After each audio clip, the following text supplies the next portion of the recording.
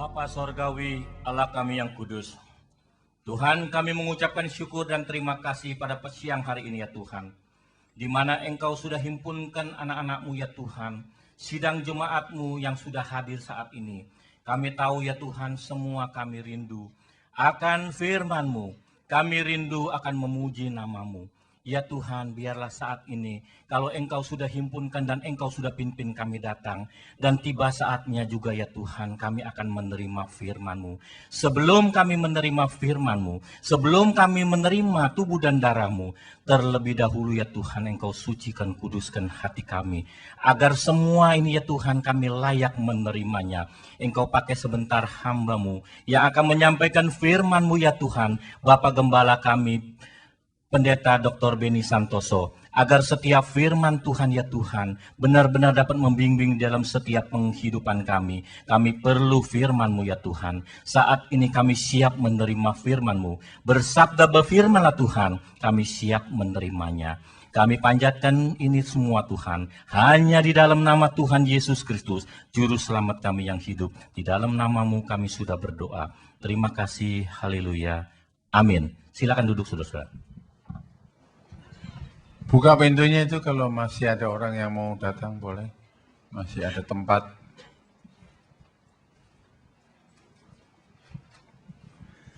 Mari saudara-saudara, kita akan masuk dalam firman Tuhan. Kita baca bersama-sama dalam kitab Ayub pasal pertama ayat 1-3. Nah, ini anak saya yang sudah lama hilang. Gak tahu kemana rimbanya, sekarang kembali. Ya puji Tuhan, sudah berapa tahun Sun? 15 tahun. Gile. Ya, puji Tuhan. Ayub 1 ayat 1-3. Ayub 1 ayat 1 sampai dengan yang ketiga. Ada seorang laki-laki di tanah Uz bernama Ayub. Orang itu saleh dan jujur. Ia takut akan Allah dan menjauhi kejahatan. Ia mendapat 7 anak laki-laki dan 3 anak perempuan. Ia memiliki 7.000 ekor kambing domba, 3.000 ekor unta, 5.000 pasang lembu, 5.000 keledai betina, dan budak-budak dalam jumlah yang sangat besar. Sehingga orang itu adalah yang terkaya dari semua orang di sebelah timur.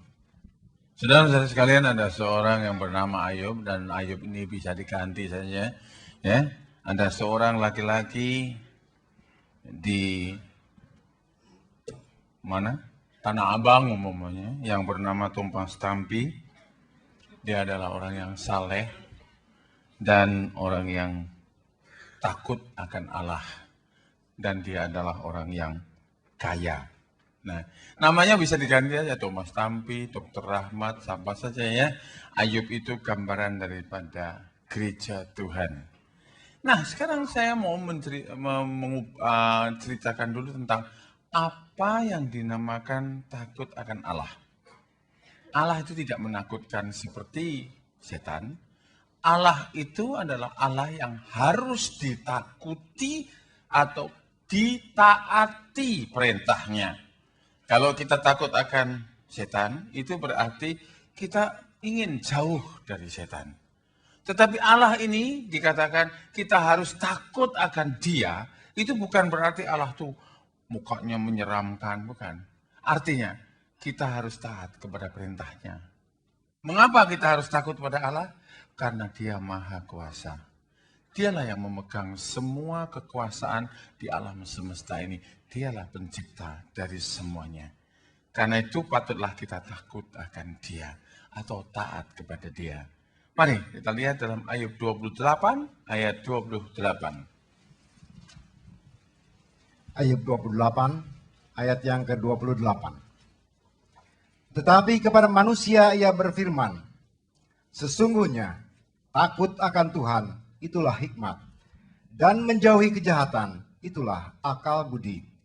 Saudara-saudara, takut akan Allah itu adalah hikmah. Einstein orang yang pintar, tapi dia tidak takut akan Allah. Artinya dia tidak mau mengenal Allah. Sehingga pada waktu masa akhir hidupnya dia merasa gelisah. Tetapi orang yang takut akan Allah lain.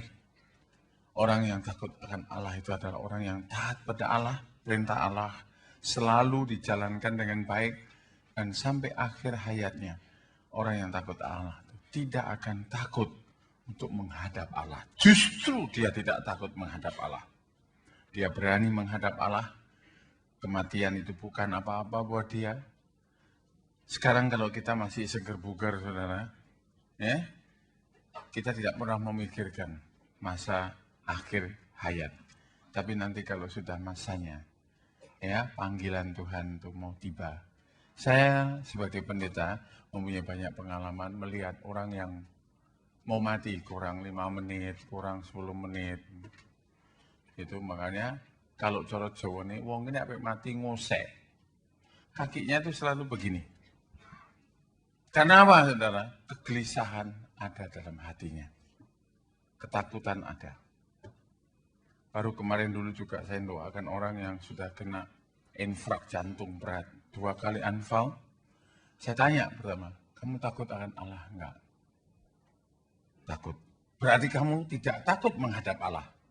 Ya, tapi saya masih ada sesuatu yang belum saya bereskan. Saya ingin bicara dengan Papa untuk membereskan semua itu. Kamu nggak usah bicara. Bicaralah kepada dia. Aku mendoakan supaya kamu mendapatkan pengampunan atas semua dosamu. Dan saudara-saudara, dia sudah menderita sekali, jantungnya itu sakit, dadanya seluruh sakit, sampai dia terguling-guling dan dia merangkak karena kesakitan. Setelah saya doakan dan setelah saya bawa dia kepada pengampunan, apa yang terjadi, saudara? Saya dengar dari Pak Surya kemarin, dia jalan dan dia justru berbicara kepada orang-orang yang menunggui dia, nangis semua. Berbicara dan dengan mengatakan, aku punya iman kepada Allah. Karena itu aku bangkit berdiri. Ya, ini sungguh-sungguh menakjubkan, saudara, karena menurut saya, anfal 3 kali itu, dan paru-parunya sudah dimasukin air itu, biasanya lewat. Betul gitu ya Pak Rahmat ya? Ya, infak jantung sampai paru-paru kemasukan air. Saya ini pendeta loh, enggak ngerti apa-apa, sampean kan dokter. Ya gitu ya, kira-kira visanya kan udah diteken kan? Udah, tinggal nunggu anuannya aja. Oh, lebur. Terus naik pesawat, take off. Itu bisa bangun. Karena itu orang yang takut Allah itu mempunyai hikmah. Mempunyai sesuatu pengetahuan. Menjauhi kejahatan itu adalah satu pengertian. Itulah yang dinamakan understanding. Ya. Karena itu, saudara, yang paling penting itu, saudara, manusia itu takut sama Tuhan. Dan takut sama Tuhan itu berarti tidak geleng-geleng, saudara. Tidak minum es teler, gitu ya. Estasi itu dalam bahasa saya itu es teler, sebab orang minum es teler itu kan katanya teler. Nah, estasi kan jadi geleng-geleng gitu, ya. Nah, karena itu saudara-saudara takut akan Allah, dia akan menggunakan waktunya sebaik-baiknya datang pada Tuhan. Ya, jangan nanti tunggu kalau sudah kurang 5 menit mau berangkat baru manggil pendeta, panggilkan Papa. Kalau bisa pendetanya 5, 7, 10, percuma. Selama hidupmu takutlah akan Allah, kamu nanti dapat hikmah dari Tuhan. Hikmah jalan ke surga. Hikmah yang nomor 1 itu adalah jalan ke surga. Apa artinya semua? Nanti saya ceritakan Ayub orang kaya. Apa artinya kekayaan? Nanti saya ceritakan. Kita teruskan dulu. Mari kita lihat dalam Mazmur 128 ayat 1 sampai 4. Mazmur 128 ayat 1 sampai dengan yang keempat. Nyanyian ziarah. Berbahagialah setiap orang yang takut akan Tuhan, yang hidup menurut jalan yang ditunjukkannya. Apabila engkau memakan hasil jerih payah tanganmu, berbahagialah engkau dan baiklah keadaanmu. Istrimu akan menjadi seperti pohon anggur yang subur di dalam rumahmu. Anak-anakmu seperti tunas pohon zaitun sekeliling mejamu.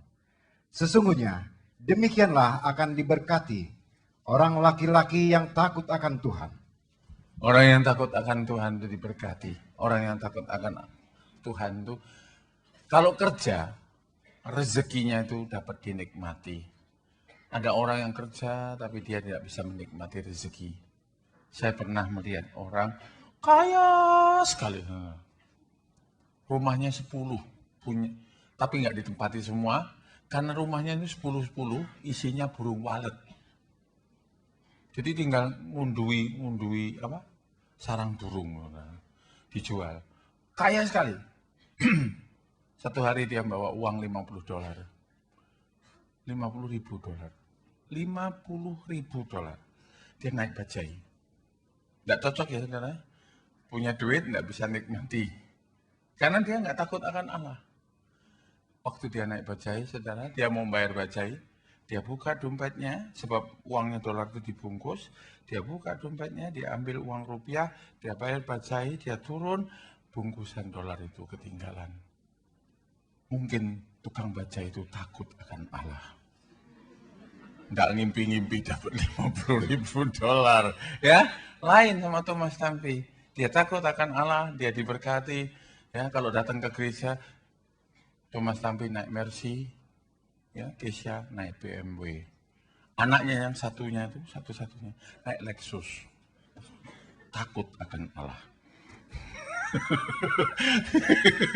Katanya Thomas, buat duduk depan dikerjain. Enggak. Jadi orang yang takut akan Allah itu mesti diberkati.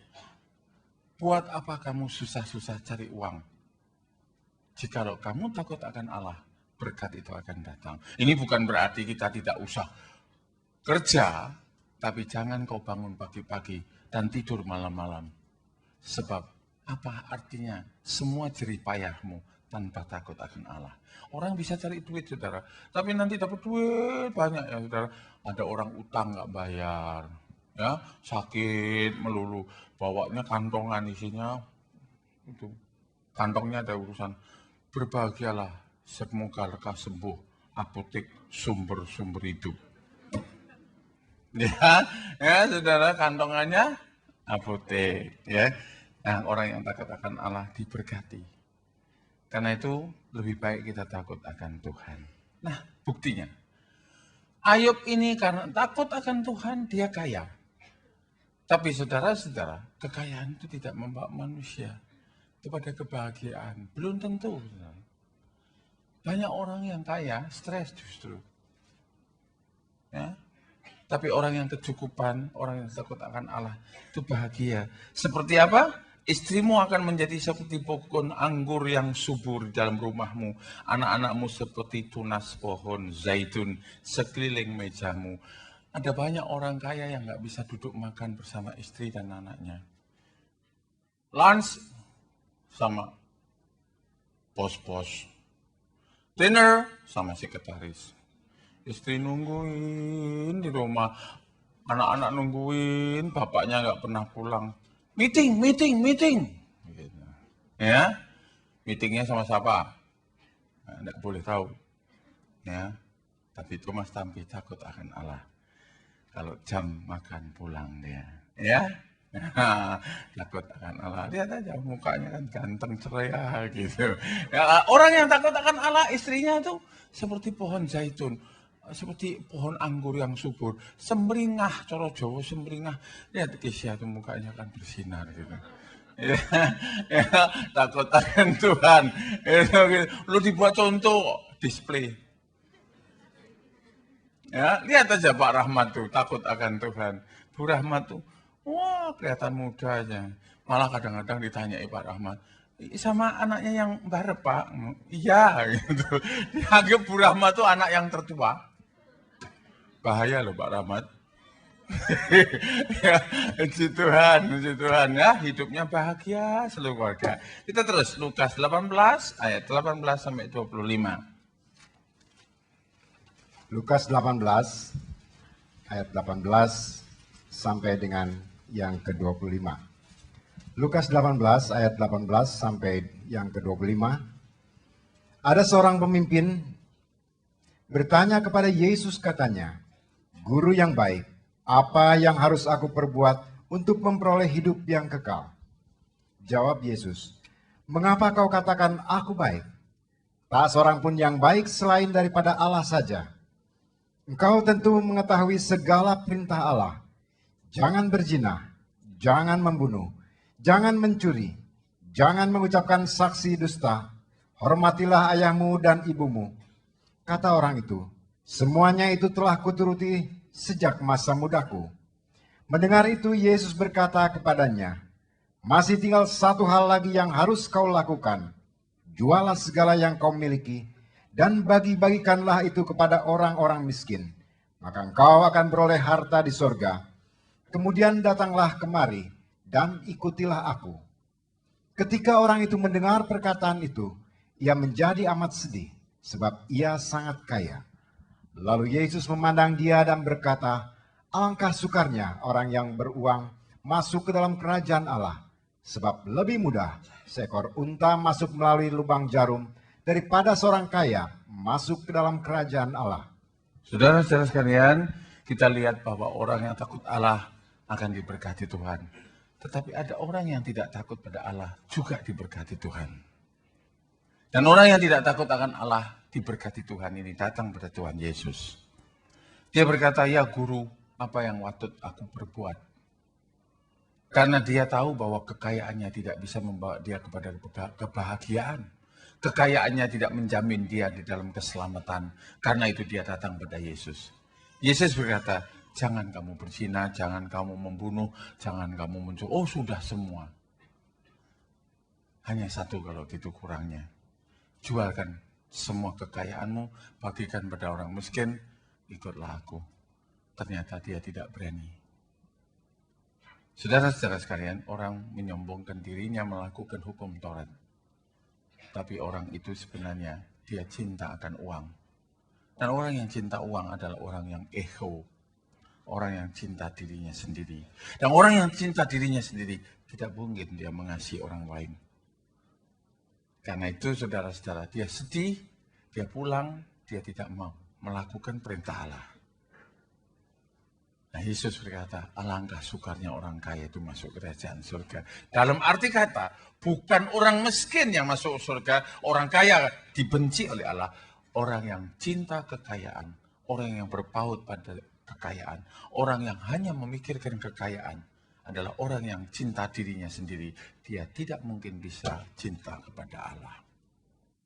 Jikalau kamu memang mau mencari kerajaan surga, jualkanlah segala milikmu, ini artinya injililah orang-orang. Bagikan harta itu kepada orang lain. Jangan waktumu hanya untuk mencari isi perutmu sendiri. Tapi biarlah kamu membagikan dengan kasih apa yang kamu terima dari Tuhan. Adakah kamu duduk di sini merasa bahwa kamu duduk sebagai anak Tuhan yang diberkati? Karena itu kamu punya satu tekad. Aku mau menyaksikan berkat Tuhan. Saudara-saudara sekalian, tanggal 5 saya berangkat ke Manado. Nah, tanggal 5 November saya akan berangkat ke Manado, jadi bulan depan. Saya akan mengadakan KKR di sana. Manado adalah kota yang orang lahir sudah Kristen, tapi perlu diberi Injil. Dan saya sudah 4 kali. Sebagaimana biasanya ke Manado, saya bilang semua sewa gedung saya bayar, semua hotel saya bayar, dan semua tiket gereja semua yang bayar. Kamu tidak perlu takut, sebab rombongan kami banyak. Kenapa kami pergi ke sana? Kami mau menyaksikan cinta Tuhan. Kami mau membagikan Injil Tuhan. Ini yang dinamakan jualah milikmu dan berikannya kepada orang miskin. Orang miskin adalah orang yang belum mengerti firman. Orang yang perlu disadarkan imannya. Nah, karena itu mari kita di dalam hidup ini kita membagikan apa yang kita miliki dari Tuhan untuk kemuliaan Tuhan. Maka di situ nanti kita akan dapat masuk kerajaan surga. Nah, itulah orang yang dinamakan takut akan Allah. Dan dia lebih takut kepada Tuhan daripada semua hartanya. Sebab tadi sudah saya katakan, orang yang takut akan Allah itu diberkati Tuhan. Saya tunjukkan ayatnya, saudara, dalam 1 Tawarikh 1 ayat 11 sampai 13.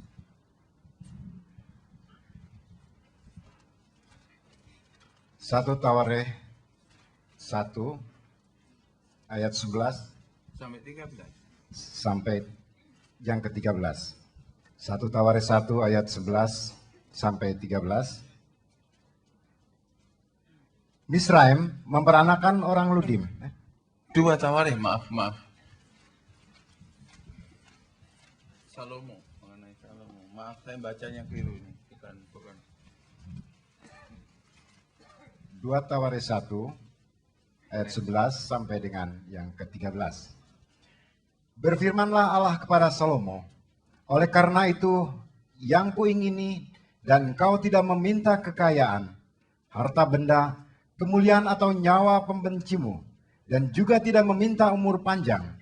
Tetapi sebaliknya, engkau meminta kebijaksanaan dan pengertian untuk dapat menghakimi umatku yang atasnya aku telah merajakan engkau. Maka kebijaksanaan dan pengertian itu diberikan kepadamu.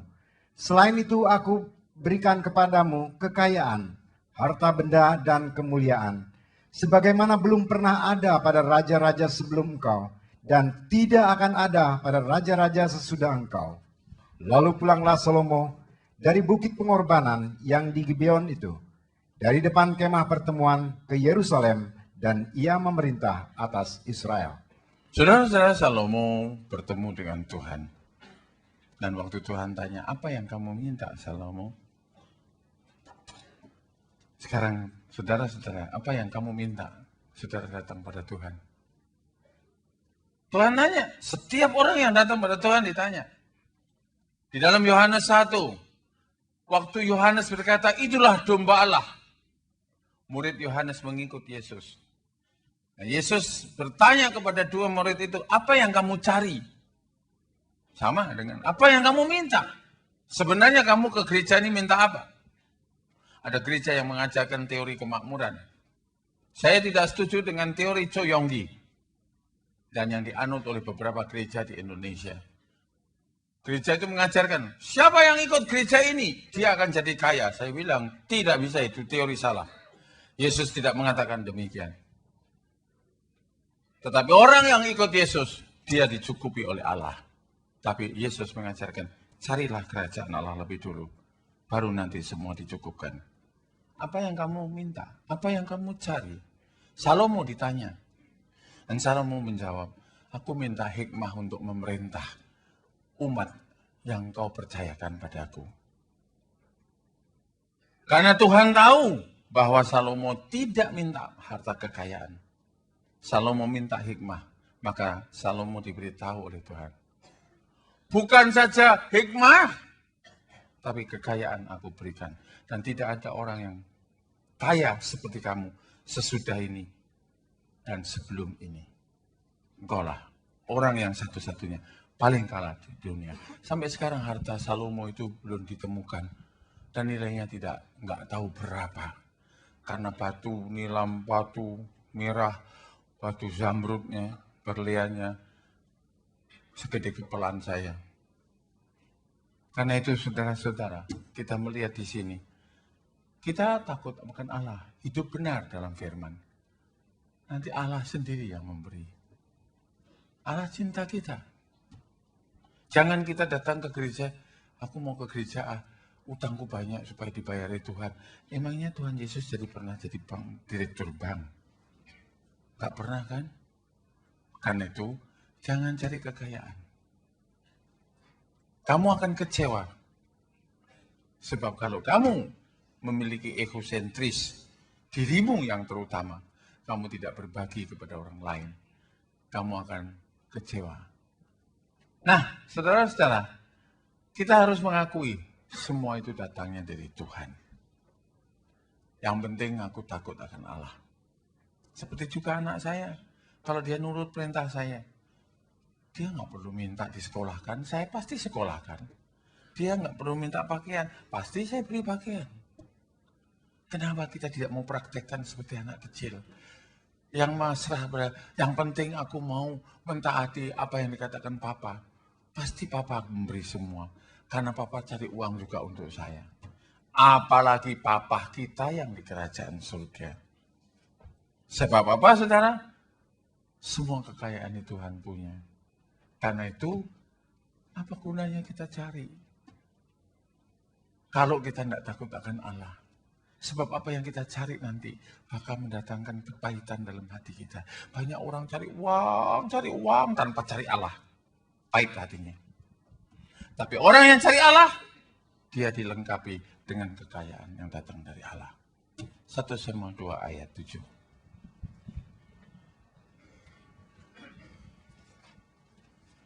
Satu Samuel 2 ayat yang ke-7. Tuhan membuat miskin dan membuat kaya. Ia merendahkan dan meninggikan juga. Tuhan yang membuat kaya. Tuhan yang membuat miskin. Ini ayat menunjukkan rezeki itu dari Tuhan. Rezeki itu datang dari Tuhan. Kalau kamu hidup pagi-pagi berdoa kepada Tuhan, dan kamu tengadahkan tanganmu, dan kamu mengatakan, ya Tuhan, aku mau hidup menurut firman-Mu. Inilah tanganku yang kosong ya Tuhan sebagai manusia. Allah di surga manggut-manggut. Dan saudara-saudara, Tuhan akan memberi rezeki. Saya pernah saksikan satu hari, waktu Yusak masih kecil, saudara, saya ajak pergi ke rumahnya anggota. Waktu itu masih di Cideng. Yusak masih kecil. Sekarang udah 20 tahun lebih. Waktu itu baru umur 2 tahun, 3 tahun. Nah, yang punya rumah lihat Yusak itu lucu gitu. Nah, dikasih permen. Sak, ambil permen itu. Ditaruh di dalam tempat kristal. Yusak geleng kepala. Papa ambilin dong. Ambil sendiri. Papa ambilin dong. Karena saya cinta dan saya tahu Yusak suka permen, saya yang mengambil. Waktu pulang saya bilang, Sak, lain kali jangan bikin malu Papa. Kalau dikasih ambil sendiri. Tangan Yusak kecil. Papa yang ambilin jadi besar. Ini berarti kalau lu cari duit tanpa minta Tuhan, lu dapatnya segenggammu. Bayangin kalau kamu minta Tuhan, kamu takut akan dia, dan kamu cari uang. Tuhan ngambil pakai tangannya dia. Berapa yang kamu dapat? Logis ya, Thomas? Siapa namanya Thomas? Kalau enggak logis, pulang dia. Ya, jadi pokoknya rezeki itu datang dari Tuhan. Mulai sekarang Thomas nggak minta. Enggak cari, mau minta aja deh sama Tuhan. Nanti Tuhan genggam. Kalau Tuhan lagi umpamanya repot, Tuhan bilang sama malaikat, malaikat ambil traktor, pakai sekop itu. Thomas lagi minta berkat, sekop itu berlian di surga. Thomas lagi sembahyang. Kesia bangun, lu kemana? Hilang, habis. Ketutup sama berlian. Berkat Allah sungguh besar, karena itu kekayaan dan kemuliaan dia yang punya. Mari tiap pagi kita tengadahkan tangan kita dan kita bilang, ya Allah isi tanganku yang kosong ini dengan berkat-Mu. Saya kalau pagi, saya berdoa minta berkat dari Tuhan. Berkati aku supaya aku bisa nyusun makalah. Saudara, tidak gampang nyusun makalah ini, saudara. Kemarin ada 3 pendeta datang pada saya dan minta makalah-makalah saya supaya gampang khotbahnya. Dan saya kasih. Sebab nyusun khotbah ini susah. Nyusunnya aja susah, khotbahnya ya susah, saudara. Sebab cari ayatnya itu susah, saudara. Gitu. Ya, nah ini kita tidak usah diteruskan. Kita lihat, Ayub itu kaya. Tapi Ayub tidak memuja kekayaan. Ayub 31 ayat 24 sampai 28. Ayub 31 ayat 24 sampai dengan yang ke-28. Ayub 31 ayat 24 sampai 28. Jikalau aku menaruh kepercayaan kepada emas dan berkata kepada kencana, engkaulah kepercayaanku. Jikalau aku bersuka cita karena kekayaanku besar dan karena tanganku memperoleh harta benda yang berlimpah-limpah. Jikalau aku pernah memandang matahari ketika ia bersinar dan bulan yang beredar dengan indahnya, sehingga diam-diam hatiku terpikat dan menyampaikan kecupan tangan kepadanya, maka hal itu juga menjadi kejahatan yang patut dihukum oleh hakim, karena Allah yang di atas telah kuingkari. Kalau kita mandang duit itu, kita sudah mengingkari Allah. Banyak ibu-ibu yang suaminya diberkati, saudara, beri berlian, terus dimasukkan kotakan. Itu kalau lagi sore habis mandi itu, mungkin si ibu itu buka kotakannya. Yongkin, jinggot tiao, giwang, sacap ngot tiao, gelang, cepet jinggot tiao, cincin, kue tiao. Habis harganya udah lupa dia, ya. Ini contohnya lagi, contoh kebetulan Mas Tampi. Dia kalau di rumah nih lagi nganggur nih, nggak main golf nih, dia buka dia punya laci, akte tanah 50 hektar, Cianjur, kandang ayam. Dia punya akte lagi, Cilegon, real estate, berapa? 125 hektar. Kesia, coba hitung sekarang. Dulu kita beli berapa, sekarang berapa harganya? Kesianya ambil kalkulator. Wah, gak ternilai katanya. Ya, tapi Ayub bilang, kalau aku sampai cinta pada uangku, aku sudah mengingkari Tuhan. Kalau aku mandang matahari dan aku memberi kecupan kepada matahari, aku sudah menghina pencipta. Karena apa? Matahari itu ciptaan Allah. Buat apa aku muja ciptaan Allah? Aku puja yang menciptakan segala sesuatu. Kita boleh kaya, tapi jangan muja kekayaan. Kalau perempuan, kita boleh cantik, tapi jangan kita terlalu sering bolak-balik lihat kaca.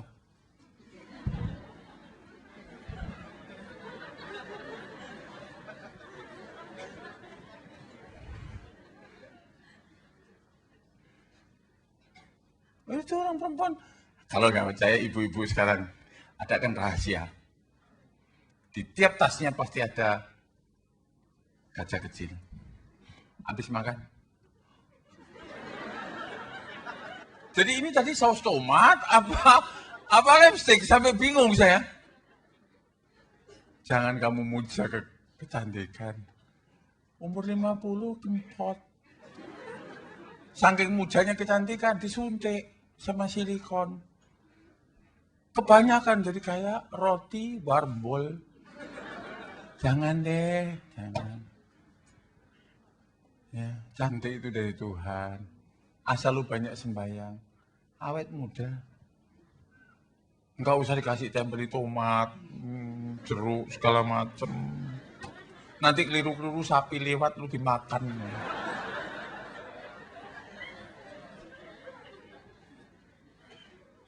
Nih, istri saya banyak berdoa, ya, nggak usah dandan, nggak usah. Makanya, saudara, ya, apalagi alisnya kok terputus ditato. Nggak boleh loh, menoreh-noreh kulit. Siapa yang bikin tato? Angkat tangan.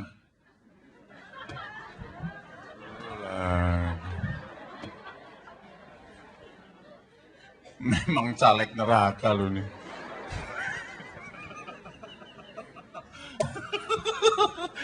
Lekas minta ampun lu. Ya, sudah kapan lu minta ampunnya? Enak aja ketawa lagi. Tuh, istrinya bilang, lu kok udah bilang kemarin? Kata tato segala macam. Ya. Punya tato. Nomor 1 lagi. Aduh. Saya kalau lihat yang depan ini, sedih hati saya. Ayat 31 ayat 16 sampai 22. Ayub 31 ayat 16 sampai dengan yang ke-22. Jikalau aku pernah menolak keinginan orang-orang kecil, menyebabkan mata seorang janda menjadi pudar, atau memakan makananku seorang diri, sedang anak yatim tidak turut memakannya. Malah sejak mudanya, aku membesarkan dia seperti seorang ayah, dan sejak kandungan ibunya, aku membimbing dia. Jikalau aku melihat orang mati karena tidak ada pakaian, atau orang miskin yang tidak mempunyai selimut, dan pinggangnya tidak meminta berkat bagiku, dan tidak dipanaskannya tubuhnya dengan kulit bulu dombaku, jikalau aku mengangkat tanganku melawan anak yatim, karena di pintu gerbang aku melihat ada yang membantu aku, maka biarlah tulang belikatku lepas dari bahuku, dan lenganku dipatahkan dari persendiannya. Saudara-saudara sekalian, Ayub mengatakan, kalau ada orang yang yatim piatu, dia pelihara. Tadi saya perintahkan Pendeta Kristono selaku pengawas dari sekolah minggu, saya suruh mengawasi anak-anak. Dan ternyata tadi satu anak dibawa kepada saya, sudah nggak punya bapak, nggak punya ibu. Saya bilang, kamu mau sekolah? Saya kerja, lepas kerjaanmu, sekolah, ini kau semua aku bayar, semua sekolahan aku bayar. Kamu jadi anak asuhku. Saya sudah terlambat sekolah, Pak. Saya nggak mau sekolah. Sekarang kalau begitu berhenti bekerja, cari les Inggris. Kamu masih muda. Kamu saya beri uang, tiap minggu kamu mail sama saya. Orangnya rajin, anaknya rajin ke gereja. Di gereja ini saya galakan anak asuh. Ya, tapi saya nggak usah saudara, saya minta saya bapak asuhnya. Saya harus menjadi teladan. Nah kalau ada orang sakit, kemudian masuk rumah sakit, ke ICU, nggak ada uang, kita patut membantu. Kalau mati, kita harus patut membantu.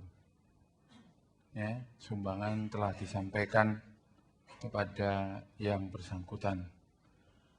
Almarhum Hengki meninggal dunia dan semua telah dilaksanakan dengan baik melalui para majelis yang sudah memberikan sumbangan. Gereja kita harus mempunyai pandangan seperti Ayub. Jadi kita harus memiliki visi bahwa kita tidak boleh hidup untuk diri kita sendiri. Ya.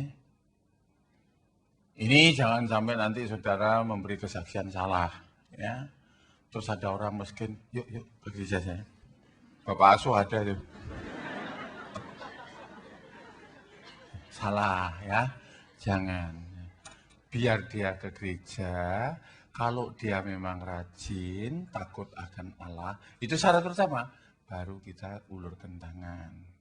Sebab nanti kalau disalahgunakan, wah ini bisa rusak semua namanya, ya. Dan saya minta saudara, kadang-kadang itu ada orang datang pada saya, Pak, ini teman saya, punya teman. Terus apa? Temannya teman ini sakit. Nah dia dari gereja mana? HKBP. Nah pendeta HKBP dipanggil. Sudah Pak, saya tadi bilang sama dia, saya punya pendeta Tokjer. Loh, mesin diesel apa ini? Salah kamu. Nggak boleh. Jangan sekali-kali saudara bilang, teman punya teman sakit. Soalnya saudara tidak pernah tahu bahwa kita pendeta-pendeta ini sudah rapat dan sepakat tiap-tiap domba diurusi gembalanya. Saya tidak boleh melewati garis. Jemaat HKBP saya doakan, itu nggak boleh. Sekalipun tuh kasih nggak begitu. Kasih tidak memperkosa, kasih tidak merugikan orang lain. Karena itu kita harus hormati tiap-tiap gereja itu. Makanya kalau ada orang telepon sama saya, Pak, minta tolong Pak, saya punya saudara sakit keras Pak. Yang saudara anggota nomor berapa? Oh, saya anggota nomor sekian. Saudaranya, oh belum Pak. Oh, dia benci sama Kristen Pak, apalagi nama Bapak. Saya bilang kalau saya datang nanti mati, shock. Jangan salah, gitu itu salah semua. Saya cinta, saya mau doakan. Kecuali kalau ada orang GKI datang sini, terus minta doa, ya saya doain, saya nggak nolak. Tapi kalau saya pergi ke rumahnya, cara Jawa ini tunuk-tunuk, ini umai wong, terus neraca-neraca, doain wong, terus bilang, ayo pindah gereja gua, sok pagi gua dirajam. Nggak boleh gitu.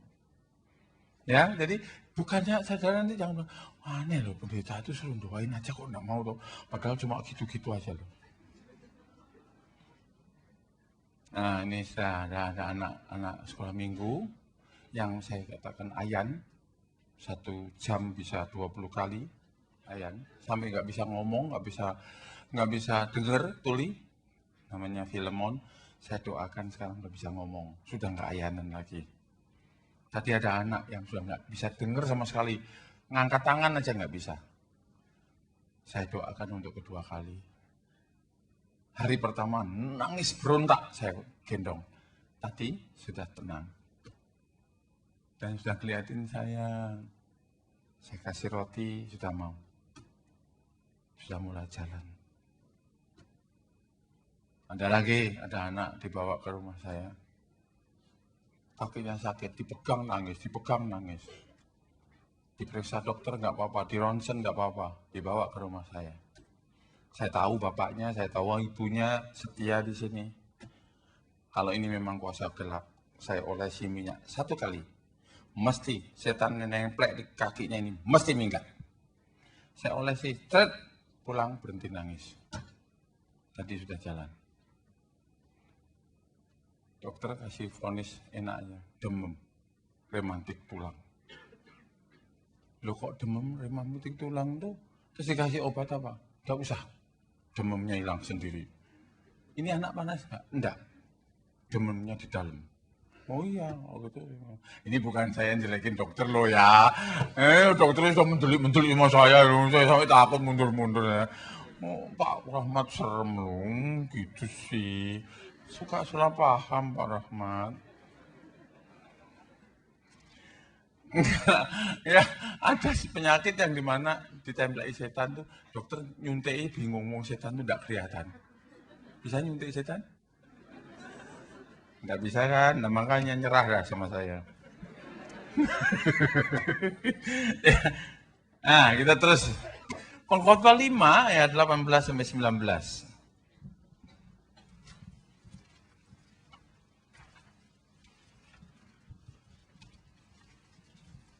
Pengkhotbah 5 ayat 18 dan 19.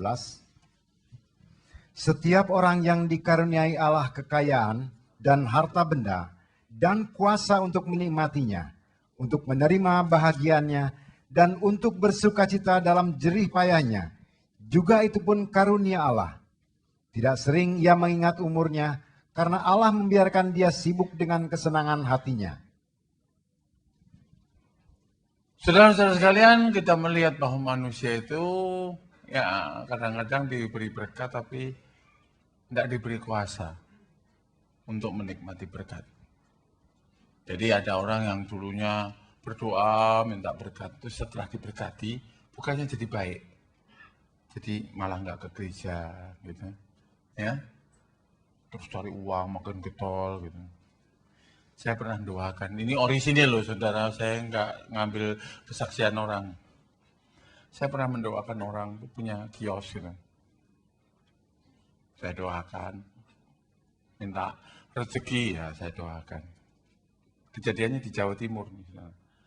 Nah, saya datang lagi, kebaktian lagi di gereja itu, anaknya bilang, Mah, pendeta yang doain mama supaya dapat rezeki itu datang mah. Mama nggak pergi gereja. Anu ya, lihatin lo, repotnya kayak gini lo. Orang encik lu turun, orang pegawai 2, tangan tidak berhenti nih loh. Terus saja orang beli tidak habis-habis. Udah, nih gue bawain duit. Ya, ngojeng 2.000. Bilang sama pendetanya, mama repot. Tolong didoakan sekarang supaya selamat. Ah, si anak ini lugu. Mama repot nggak bisa datang. Ini kolektornya aja dikirim, suruh doain supaya selamat. Terus saya bilang, ini berapa kolektornya? 2.000. Bilang mamamu sekarang selamat naik.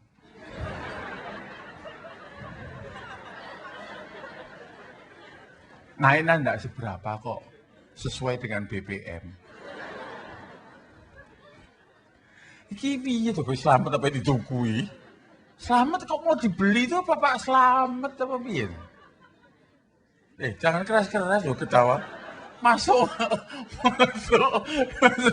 Itu gege yang itu loh yang saya doain. Lu suka beli selamat nggak? Nggak. Beli apa lu? Aman aja. Oh, aman dia. Di Alkitab nggak ada yang kata aman. Selamat ada. Makanya lu udah selamat, ntar lu cuma aman aja lu. Susah ini anak satu ini. Di komora teles, di PP ora garing. Ngerti pak cara Jawa? Di komora teles, di PP ora garing. Dasar tempe. Ya, jadi kita lihat di sini bahwa orang yang tidak diberkati kuasa menikmati berkat, diberkati malah disibukkan dengan berkatnya. Gitu. Bayangin toh, Thomas itu kerja dari Senin sampai Selasa, Rabu, Kamis, Jumat.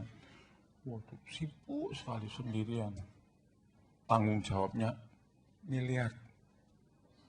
Miliar tuh bukan miliar, 1 miliar, 2 miliar. Kadang-kadang 783 miliar. Katanya dia loh, itu saya sendiri tidak lihat miliarnya.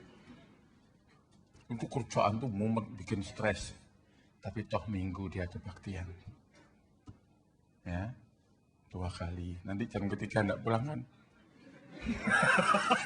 Ini ngancam halus gitu. Kalau enggak minggat. Jadi kalau ngomong sama sama Thomas tuh kalau ngomong, je moet met een schuine woorden zeggen. Jadi perkataannya mesti miring-miring gitu. Jadi bisa dia ngerti. Ya. Nggak pulang kan? Gitu ya? Nggak. Selamat loh gitu. Itu, coba lihat. Orang yang kayak gini sibuknya mesti meluangkan waktu. Jadi kita tuh jangan diberkati terus lupa. Ada lagi, yang diberkati saudara. Nggak sibuk kerja. Sibuk. Isi pudel. Bukan pudel tenanan loh. Pudel rambut hitam. Yang suka itu loh. Pakai Estee Lauder. Alias piara. Siapa punya piaraan di sini? Lu jangan ngangkat tangan loh.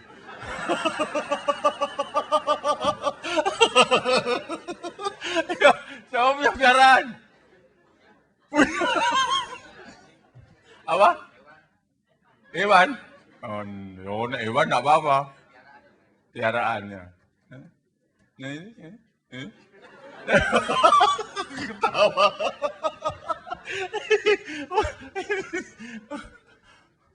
Hij is al verstrooid, zeg. Istrinya udah getek-getek aja tuh. Aduh, tobat. Oh, Tuhan ampuni dia. Ayub 1 ayat 5. Ayub 1 ayat yang kelima.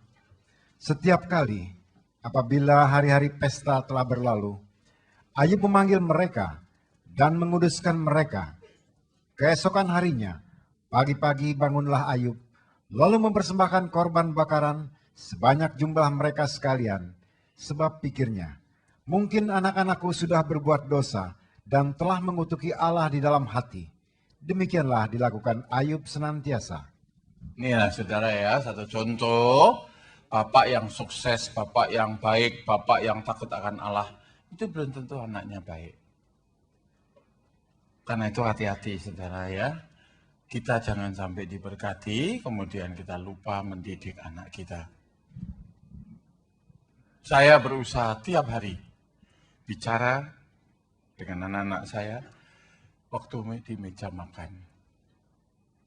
Saya berusaha setiap malam mengadakan pembicaraan dengan istri saya di atas tempat tidur sesudah sembahyang. Jadi kalau bisa sembahyang, berdua, habis sembahyang, amin, istrinya dipanggil, sini sayang, tidur di pundakku, cerita. Nah istrinya mulai dusel-dusel, pernah enggak istrimu gitu?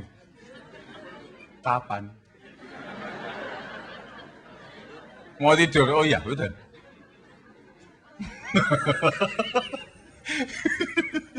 Oh, ini bangsa orang nekat loh. Nekat ngamur ya. Nganggur lagi.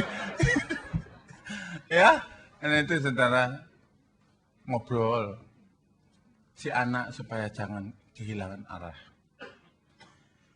Tahukah saudara banyak sekali pemuda-pemudi di sini yang kehilangan kasih orang tua.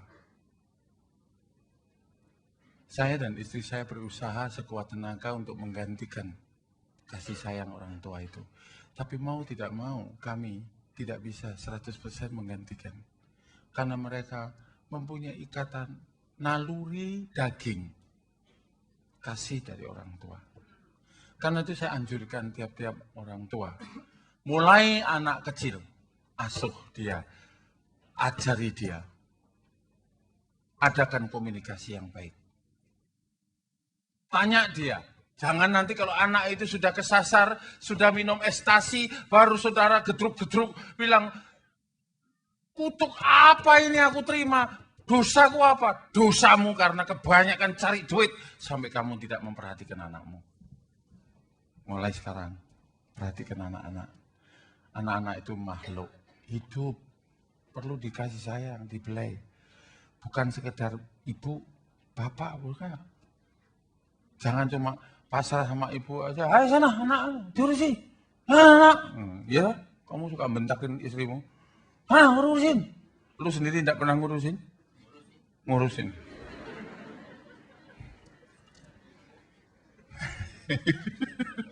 Nekat.